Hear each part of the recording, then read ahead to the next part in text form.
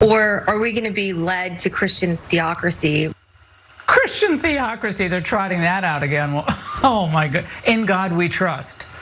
Christian theocracy, what a vile woman, or just a stupid woman. Yeah, no, they're not happy on the right with Lauren Windsor blowing up the spot of Justice Alito. First of all, she is not claiming that she's worried about us marching towards Christian theocracy because of in God we trust, although why does that need to be on the money exactly? No, it's the fact that a Supreme Court justice is saying we need to embrace God and move back to godliness. Like if Ketanji Brown Jackson was like, we need to move back towards Marxism, I think Laura Ingraham would have something to say about that. Hey, I'm glad you're here. Listen, in order for the damage report to keep on going, we need viewers like you to become a member on YouTube. Can you click the join button on YouTube today? Thank you.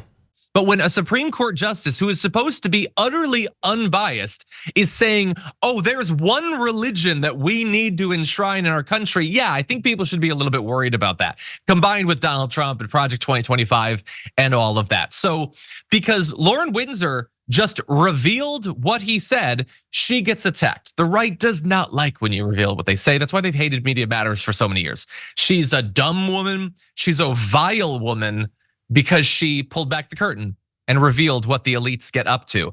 See, Laura Ingraham cosplays as a populist, as an anti-elite, but Lauren Windsor is actually doing the work to let us know what they're getting up to. But to be fair, it is not just Laura Ingraham. Sonny Hostin also claimed that it was a hit job to ask him. It was an event that you can pay to go to. She didn't like hold a drill up to his neck or something to make him say it. He apparently really wants to say these things. And if you're wealthy, you get to just talk to him and you get to have these conversations. All she did was reveal to us what they are. And so it's a hit job to reveal those things. Now I get that it's a secret recording, although it's perfectly legal in that state. But the idea that it's unfair, well, how the hell else are we supposed to find out what these people think? They almost never give interviews, Supreme Court justices, and even during their hearings to get onto the Supreme Court, they blatantly lie. They predictably, reliably, verifiably lie to us about what they believe. So thank God we have these tapes. But Sharon, what do you think? I think that a journalist can do this sometimes. It's usually reserved for when people won't answer basic questions or, as you mentioned, are not being forthcoming. This is such an important role. And his thumb has been on the scale for so long. And he's actually saying the quiet part out loud. So I don't get what the problem is here. If he didn't want to engage with this woman and Martha Ann as well, he could have just walked away and said, you know what? That's not what I need to talk about with you. And no, I'm here to do a job. I mean, look what Justice Roberts said, even though he won't intervene as the Chief Justice to say, hey, we got to get this thing under control. Look what he said. I'm not here for personal opinions.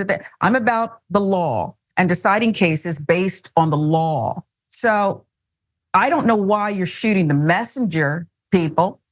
Okay, and you're right. If Ketanji Brown Jackson had done any of this, remember when she was just up, her nomination was being decided, and people like Laura Ingraham and others were, oh, Harvard, you better recuse her, and she did the right thing. Yeah. And people said, this is kind of a gray area. Other people aren't recusing themselves. It's such an important case. I'm sure she could have decided it fairly, okay? But no, not happening. If I remember correctly, they tried to disqualify her because she didn't hate a kid's book that they were demonizing enough. That's the sort of nonsense they got up to. Meanwhile, they have multiple Christian radicals on the Supreme Court going around and flying the flags and talking about the kingdom of God and all that. And we're not supposed to be worried about that. Okay. Well, anyway, thank you, Lauren Windsor. You are neither dumb nor vile, and we appreciate your service to America.